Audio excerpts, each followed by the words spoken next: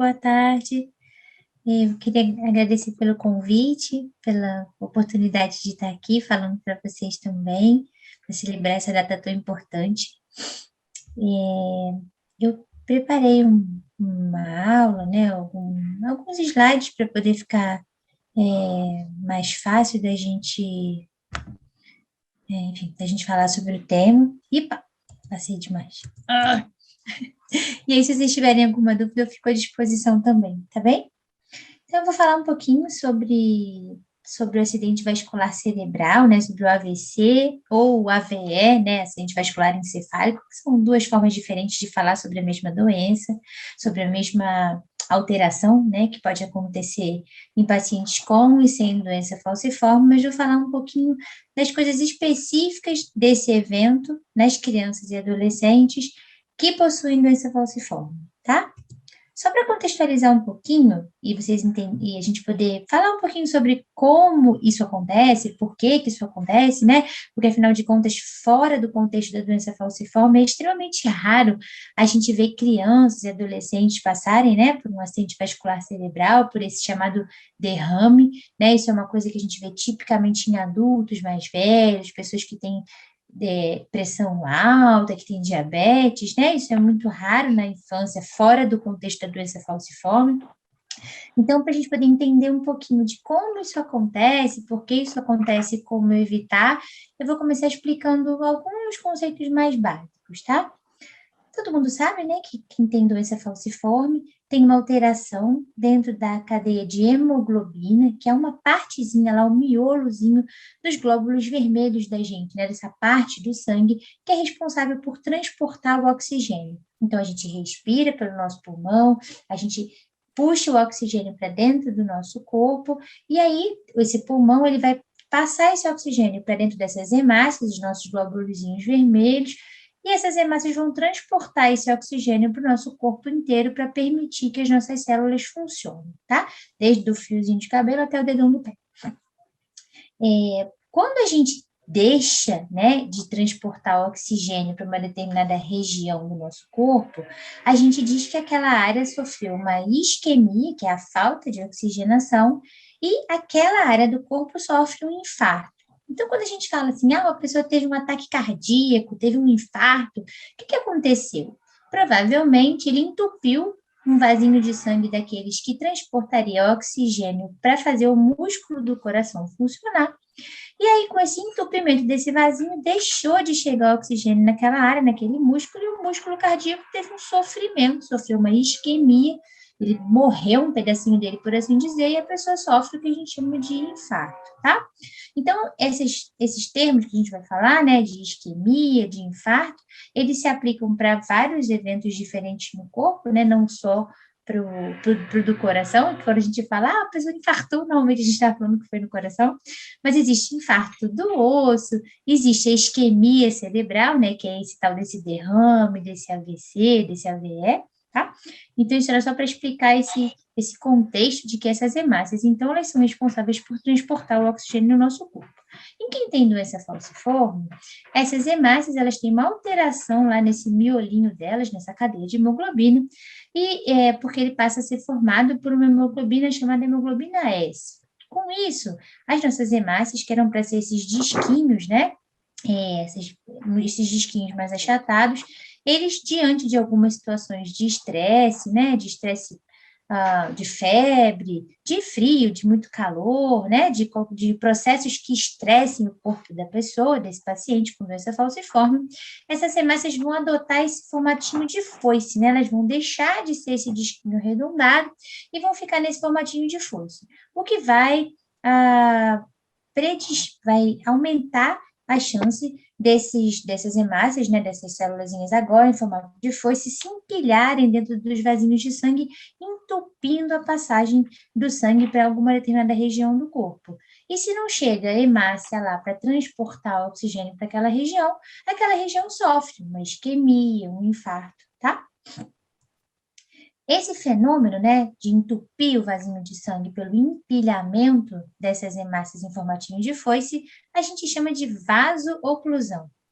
Essa vaso-oclusão, na verdade, em maior ou menor grau, em vasinhos pequenos ou em vasinhos grandes, vai causar todos os eventos que a gente conhece da doença falciforme, né? Todas as coisas negativas, né, que essa doença pode acarretar para um paciente. Por exemplo, se a gente obstrui, faz vaso-oclusão, né, entope o fluxo de sangue num vasinho de sangue que leva sangue para um determinado osso, o paciente sofre um infarto ósseo e tem muita dor naquele osso, né, porque deixa de chegar oxigênio naquela região, naquele osso do braço, tá? Então, ele entra em sofrimento, deixa de oxigenar aquela região, e aquele pedacinho sofre uma isquemia, um infarto, e o paciente tem muita dor, que é o que a gente conhece como as crises álgicas, né?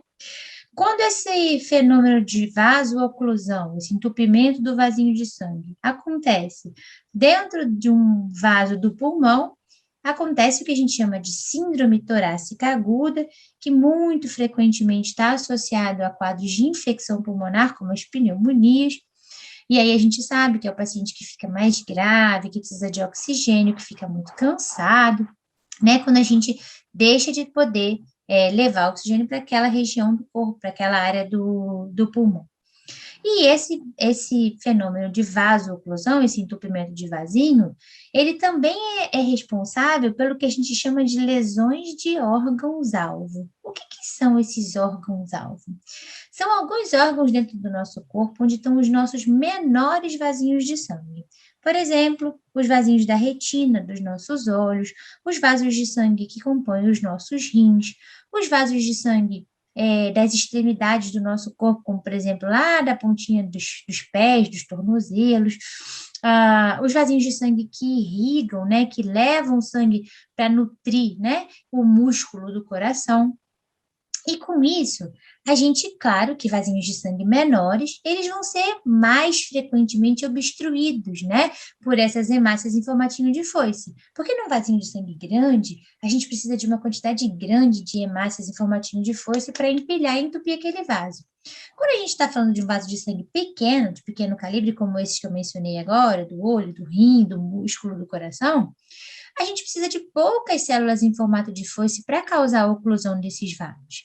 Então, com o passar de muitos anos, todos esses processos de sempre entupir pequenos vasinhos de sangue nesses órgãos importantes, os pacientes com doença falciforme podem começar a apresentar problemas relacionados a esses órgãos. Então, por isso que a gente faz aquele exame da proteinúria de 24 horas, para procurar se o rim desse paciente já está sofrendo, né, por essas oclusões dos vasinhos de sangue de pequeno calibre dos rins. Por isso que o paciente com doença falciforme tem que ir no oftalmologista todos os anos. Por isso que o paciente com doença falciforme faz ecocardiograma todos os anos, que é para a gente investigar esses tais órgãos-alvo que eu falei, se eles estão tendo algum grau de sofrimento pelo entupimento seriado desses vasos de sangue de pequeno calibre, né, de pequena espessura dentro desses órgãos, tá? Por que eu falei disso tudo? É porque é também um fenômeno de vaso-oclusão, quer dizer, dessa obstrução de um vaso de sangue por causa dessas hemácias que se empilham em formato de foice, que vai acontecer o AVC, o acidente vascular cerebral, que é o alvo, né, da nossa fala de hoje. Esse acidente vascular cerebral, né, dentro da doença falciforme, ela vai acometer mais ou menos 30% dos pacientes pediátricos se a gente não fizer nenhuma intervenção. Ele também pode acontecer sob a forma de ataque isquêmico transitório, que é o que a gente chama essa obstrução de vasinho de sangue que é temporária, né? Assim, teve um pequeno entupimento, depois o fluxo de sangue se restabeleceu, então o paciente pode ter um desmaio, uma convulsão, e depois esse fluxo de sangue se restabelecer novamente. Podem acontecer em 17% dos pacientes infartos silenciosos. O que são infartos silenciosos? São coisas que não vão trazer um sintoma visível naquele momento, né? Porque quando a gente tem um AVC, um derrame, que a gente está acostumado a ver, né, em pacientes adultos e tal, a gente sabe que aquela região do cérebro que foi acometida por esse derrame, né, por esse infarto, que ela é responsável por comandar uma parte do nosso corpo, então aquela parte do corpo, que é aquela área do cérebro que foi afetada comanda, fica prejudicada, né? Então, se o AVC acontece na parte do cérebro que comanda a visão, a gente para de enxergar. Se o AVC acontece na parte do cérebro que comanda a mão direita, a gente deixa de mexer a mão direita, por aí vai. Desculpa. E os infartos silenciosos são essas oclusões, né, essas áreas de isquemia dentro do cérebro, em áreas em que a gente não vai aparecer um sintoma de imediato, que a gente não vai ver. A gente vai achar esses infartos silenciosos quando a gente fizer, por exemplo, uma ressonância nesse paciente, tá? Uma ressonância do crânio. O AVE isquêmico está em torno aí acomete até 11% dos pacientes até os 20 anos de idade. Nos adultos, a gente pode ter eventos hemorrágicos, quer dizer, depois da obstrução do vasinho de sangue, ocorre um sangramento naquela região, então são AVCs, na verdade, com maior potencial de gravidade, né, de causar danos maiores. E esse evento, né, o acidente vascular cerebral, ele tem um potencial alto de causar morte ou de causar o que a gente chama de morbidade, por isso assim, evento com alta morbimortalidade. Mortalidade, alto risco de morrer mesmo, e de morbidade, que é de causar danos permanentes, lesões que vão causar muita dificuldade para esses pacientes, que pode ser desde dificuldade escolar, por exemplo, com esses infartos silenciosos, até mesmo a perda do movimento de uma parte do corpo, a perda da visão, né, de coisas assim que a gente, infelizmente, vê em alguns dos nossos pacientes. Isso aqui é só uma tabelinha para falar de coisas que podem ser fatores de risco para o aparecimento de um AVC dentro de um paciente com doença falciforme, que é ter níveis de hemoglobina baixos, ter a contagem dos leucócitos, né, que são os nossos glóbulos brancos, aumentado. Pacientes que têm pressão alta, eles têm mais risco, né, de fazer AVC também. Pacientes que já sofreram infartos silenciosos prévios ou que já tiveram síndrome torácica anteriormente, que também são critérios de gravidade dentro da doença falciforme. Pacientes com reticulócito alto. O que é reticulocitose? Reticulócitos são as células que são ainda, que não estão completamente prontas, mas que vão se transformar em hemácias. Isso é um sinal indireto de que esse paciente que tem doença falciforme, ele, na verdade, está destruindo muitas células do seu sangue, porque esse processo de destruição, né, de hemólise, na doença falciforme é um processo normal, que acontece, né, em todos os pacientes, mas que pode acontecer numa taxa mais alta, em alguns pacientes que têm a forma mais grave da doença, ou enfim, numa taxa menorzinha, tá? Então, esses são alguns dos fatores de risco que podem, que são mostrados, né, para o aparecimento de um AVC no paciente com doença falciforme, e o último aqui é o Doppler transcraniano, isso aqui é DTC, com a tal da velocidade de fluxo da artéria cerebral média. Ai, meu Deus, quanta palavra! Para mostrar que, na verdade, quando a gente faz aquele exame, né, do Doppler transcraniano, a gente, na verdade, está medindo a passagem do sangue dentro de um vaso de sangue de grande calibre, muito importante dentro do cérebro. E essa medida desse fluxo de sangue, ele ajuda a gente a predizer, quer dizer, a tentar antever, antes de acontecer, o risco aumentado de AVC para uma determinada população. A fisiopatologia do AVE, quer dizer, como que esse AVE acontece, foi o que eu expliquei antes quando eu estava falando lá do fenômeno de vasooclusão, porque é mais ou menos o mesmo processo, né? O vasinho de sangue está lá, acontece o entupimento desse vasinho de sangue pelo empilhamento das hemácias em formato de foice, e aí as plaquetas, os leucócitos, outras partes do nosso sangue que não são só as hemácias, acabam causando uma inflamação naquele local, tá? E essa inflamação, ela acaba também diminuindo o fluxo, né, o espacinho dentro do vaso de sangue para a passagem do sangue normal, aumentando sempre, né, o risco de entupir de vez esse vasinho de sangue e impedir o sangue de chegar naquela determinada região do cérebro, causando essa isquemia, né, que é essa falta de oxigenação nessa região, e esse sofrimento dessa área do cérebro, tá?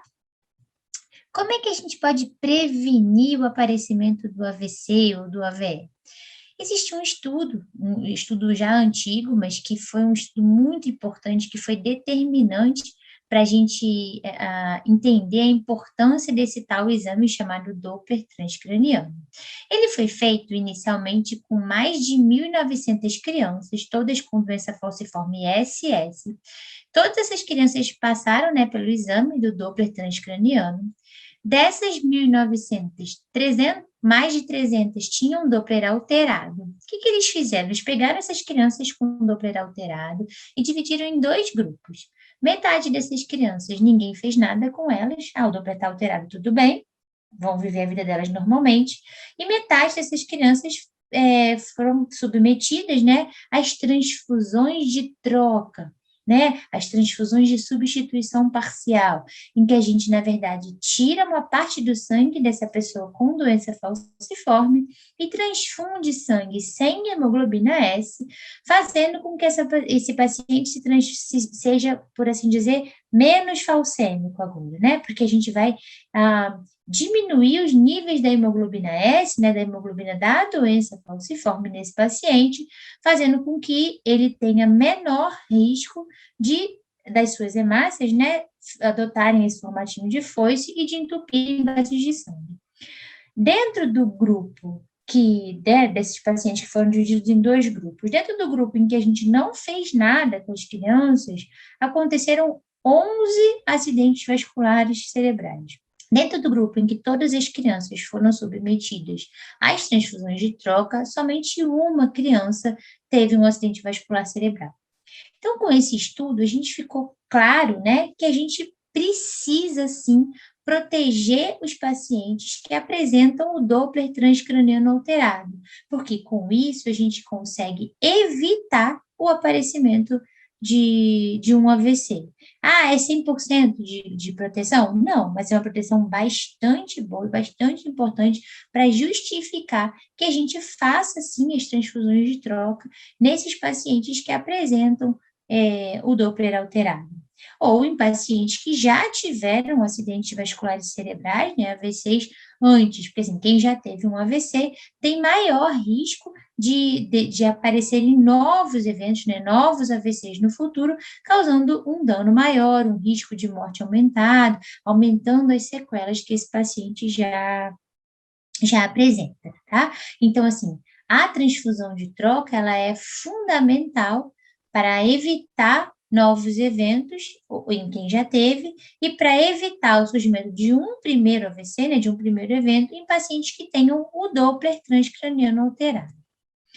Quais são as vantagens, né, de fazer o Doppler? Primeiro que ele é um procedimento super seguro, ele é um ultrassom, ele não tem radiação para o paciente, ele é um exame que não é doloroso, né, que a criança só precisa cooperar, né, ficar tranquilinha ali na hora, mas ele não dói, não machuca, ele não tem um custo alto, é um exame que pode ser feito ambulatorial, quer dizer, o paciente não precisa ficar internado para fazer, ele não requer nenhum tipo de preparo, né? O paciente não precisa tomar nenhuma medicação anterior, né? Não precisa de nenhum cuidado especial.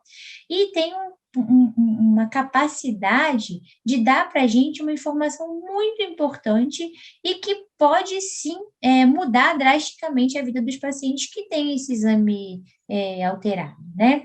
Existem outras formas de fazer, de predizer, né? Ou seja, de a gente ver se um paciente tem risco aumentado ou não de fazer AVC, que é, por exemplo, como a angiorressonância, mas esses exames são caros pra caramba, a gente tem muita dificuldade de agendar na rede, os pacientes pediátricos, eles não toleram fazer esses exames sem sedação, porque é muito barulhento, eles ficam presos dentro do caixotinho lá do exame de ressonância.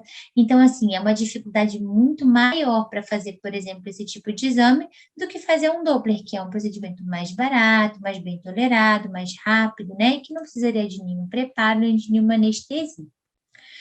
Depois que a gente começa o esquema de transfusão para um paciente que teve um Doppler alterado, por quanto tempo será que a gente deveria continuar fazendo transfusão nesse paciente? Bom, depois que a gente teve, né, aquele primeiro estudo lá que eu falei, né, que mostrou que a gente deveria sim fazer transfusões em pacientes que tinham Doppler alterado, foi feito um segundo estudo em que se interrompeu né, a transfusão de troca em alguns pacientes depois de alguns meses. E o que a gente vê é que quando a gente para de fazer as transfusões, os pacientes voltam a aparecer, voltam ao risco inicial do surgimento de um AVC. Então, na verdade, um paciente que tem um Doppler alterado, é importante que ele faça as transfusões de troca dele para o resto da vida, tá? É isso que esse estudo, na verdade, o resuminho dele é esse. Claro que a gente sabe que as transfusões, elas têm uma série de complicações, né? Principalmente nas crianças, a gente sabe que a gente vai ter dificuldades com acesso venoso, né? Porque a gente vai submeter esses pacientes a várias furadas, às vezes aquela no pescoço, para pegar uma veinha mais calibrosa, né? A gente sabe que isso é difícil, a gente sabe que também é complicado, né? Por questões financeiras, esse deslocamento para o hospital todos os meses, sem falta, né? Para realização primeiro da coleta de sangue, depois do procedimento em si. A gente sabe também dos riscos de aloimunização, que é um palavrão chato para dizer que a gente pode desenvolver anticorpos, né, contra alguns marcadores do sangue, né, desses doadores que a gente usa para poder transfundir um paciente tantas vezes, né? Quando a gente faz o sangue fenotipado, quer dizer, quando a gente usa um sangue que a gente conhece cada uma das marcaçõezinhas dele, esse risco diminui.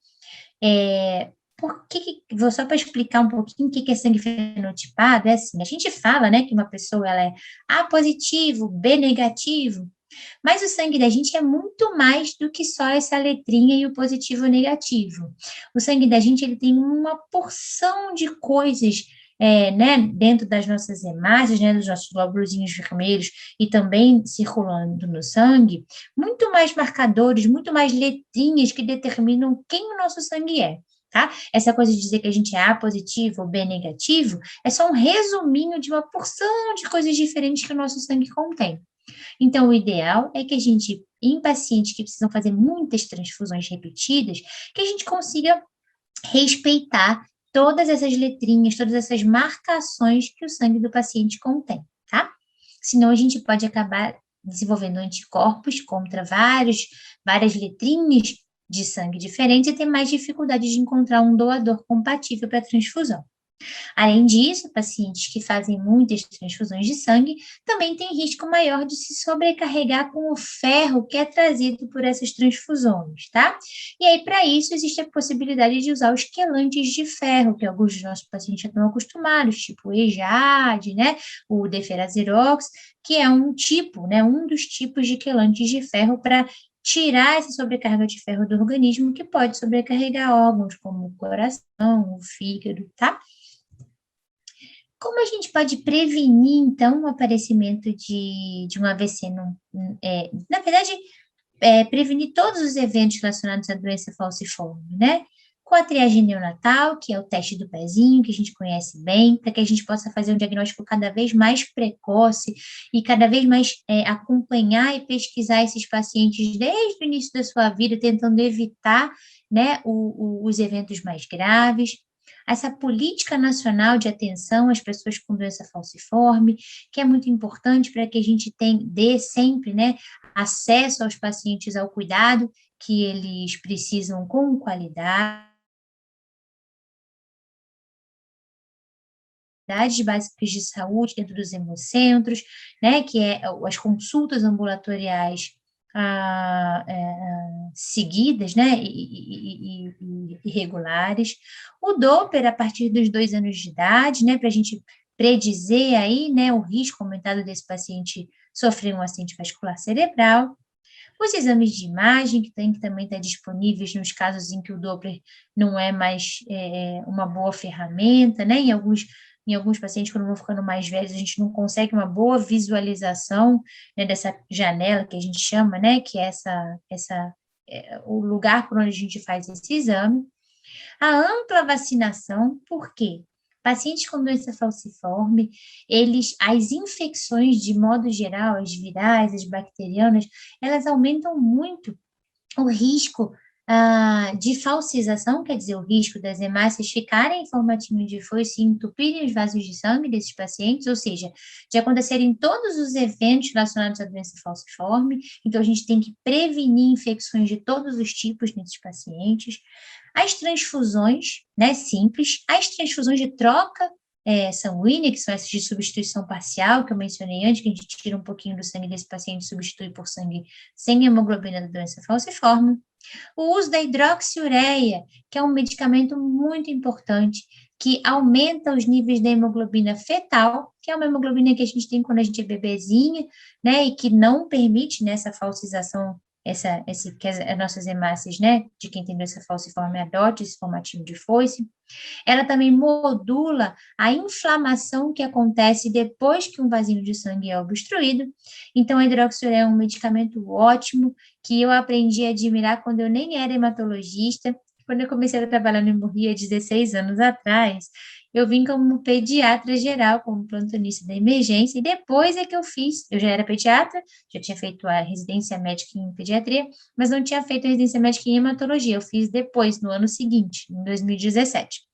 Em 2016, quando eu vim trabalhar no Hemorrio como plantonista de emergência, eu digo que eu virei fã de hidroxiureia sem nem conhecer direito o medicamento, porque eu tinha um paciente muito querido, Gabriel, que sempre eu atendia ele no plantão, e ele estava sempre, quase toda semana, ele estava internado. Quando eu chegava para o plantão, eu já sabia que ou o Gabriel estaria internado, ou ele ia chegar para a internação, porque tinha sempre muita dor. E eu parei de ver Gabriel, e ele parou de aparecer na emergência, e eu fiquei muito preocupada. Falei, ai, será que aconteceu alguma coisa de grave com o meu menino? Eu gosto tanto dele, e ele não aparece mais, e ele estava sempre aqui na emergência. E aí eu descobri que Gabriel não aparecia mais na emergência porque estava usando hidroxiureia. E a vida dele mudou tão positivamente que eu falei, cara, eu tenho que estudar esse remédio aí, porque esse remédio é bom pra caramba mesmo. Esse remédio me roubou o Gabriel, mas ele tá muito bem, não aparece mais, né? Agora é um galalau já. E eu aprendi, né, sobre o potencial da hidroxiureia, observando, né, o efeito positivo que ele teve em cima de um paciente muito querido para mim. Então, assim, na verdade, a mensagem principal é que a gente sempre procure prevenir as lesões da doença falciforme, não só aquelas relacionadas ao AVC, mas todas as outras que a gente falou também, como, por exemplo, as lesões renais, as lesões cardíacas, né? A gente precisa aprender a conhecer sobre a nossa doença para poder compreender as razões pelas quais a gente faz alguns exames, as coisas com as quais a gente tem que se preocupar e ficar de olho no nosso próprio corpo, conhecer as mudanças que o nosso corpo sofre e conhecer os direitos das pessoas com doença falciforme para poder sempre demandar o melhor cuidado, com a melhor estrutura, da melhor forma, para que a gente possa ter acesso aos exames importantes para rastrear essas lesões lá no comecinho e poder receber o melhor cuidado. Obrigada pelo convite, era isso que eu tinha para dizer.